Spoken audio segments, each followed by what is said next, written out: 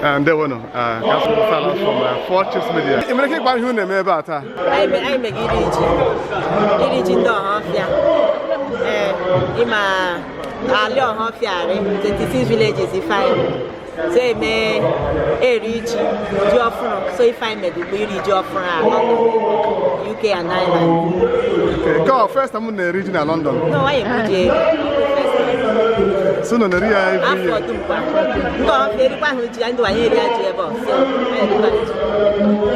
So, Kaduru, Emabara. Every man, I need to got on one and then Kafa white to we fan. Madam, we wait it in Okua. Now, my man, I'm waiting in a hair. If I every time, I am every year. Iriji, I am very a massa in Omerale. Omore mind the one more, whatever massa if a woman I live your half area, a guide your for half a paper wine in Many face running. Telechineke, the Maranya Berry. I wouldn't get into you surrounded by Thank you. Thank you. I'm going to have John Machima. Okay, what you tell what you rejoin. So I got today. New Young Festival, I am today. I know the Oji, can go get a high temple. Okay. So I know there's another temples now. Lots of dance, egu, half your men, egu, I hope it's about a good time. Just relax and may enjoy. Thank you. London, Hackney in London. I need region or New Young Festival or pandemic. Half of them now UK and Ireland, Shine region.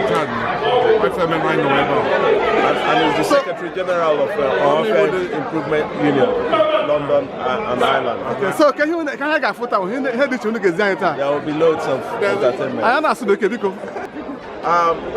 Here I met today before. So here I hope that you go. God bless you. And then you might, as you know, another traditional egu funding website. And they come and tell you, and they come and tell you, honorable PRO. Okay, PRO. There we go.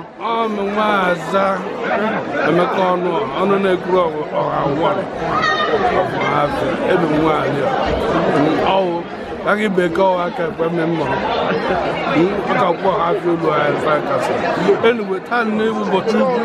But again, down on ever. In the Halian Monday became Mandem Bodo. Monday, some Monday, about one of more. What do you more? That's not half. So, one hand and the time. What's my chasing hand in it? Because we keep on you. Onye wona ihu na meba taa. Afan wo ba igwe onye akwa na Ohafia. Today I make a region on Ohafia. So all the villages of Ohafia, about 26 of them are able. So if I have a charity anyway. So one time I buy a I will say able. I GIA MFA but la train Ohafia. So then Ohafia to gender. They will clean toilet or clean latrine in the gender. So if I check by will say every time I get a ball for the benefit of Ohafia, no matter the part of the village, you won't make all for the whole of Ohafia. When they say it was about the con, then they Ohafia been a London none never. No, they don't know about neighbor. No neighbor. Different shop for different villages to Bebo, or in the Ohafia.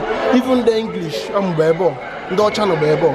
Because the culture is very important. Ohafia is now international, it's now worldwide. So the more I'm educated from, you make people more knowledgeable to our culture. But I have the feeling in the next few years, Ohafia is going to be well known as another culture, another village in the whole of London. So this is just the beginning. Yeah. So okay, come Boone regional London. Can on area. Forget the first time. I am for so many times, but today one of the biggest ones, biggest advertisement. because my people don't bido I would have 5 to 50 people na man but the buy inside layer now I am carry 2,000 so the more I make it for the more different apples the more I make the culture or the village more advertised to the outside world.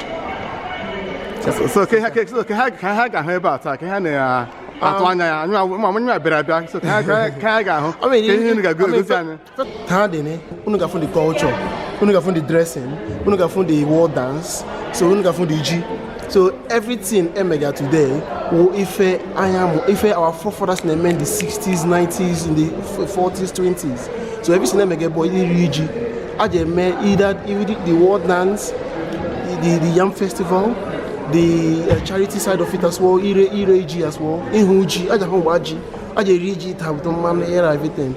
So, if my pa will say, the best thing, Unu Lepuhanya, Unu Fire Mega, Unu Kona Koranyaka, Unu Fuse, or the fire message, Unesi, because I am now from there.